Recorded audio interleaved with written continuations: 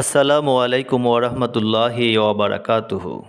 সুপ্রিয় বন্ধুরা, হাদিসের আলোচনায় আজকে আমরা শুনব সহিহ বুখারী শরীফের চতুর্থ হাদিস।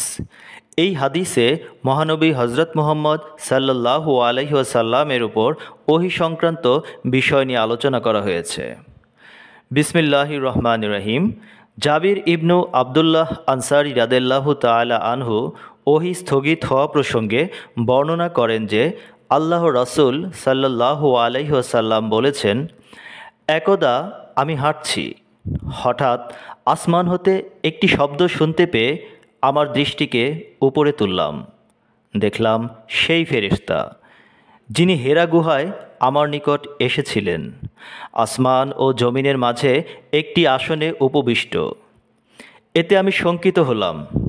অবিলম্বে আমি ফিরে এসে বললাম, আমাকে চাদর দ্বারা আবৃত করো, আমাকে চাদর দ্বারা আবৃত করো।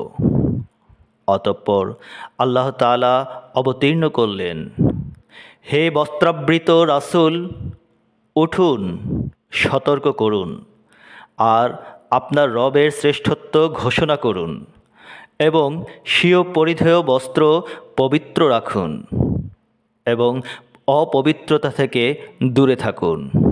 সূরা মুদাসসির আয়াত 1-5। অতঃপর ওহী পুরোদমে ধারাবাহিক অবতীর্ণ হতে লাগল।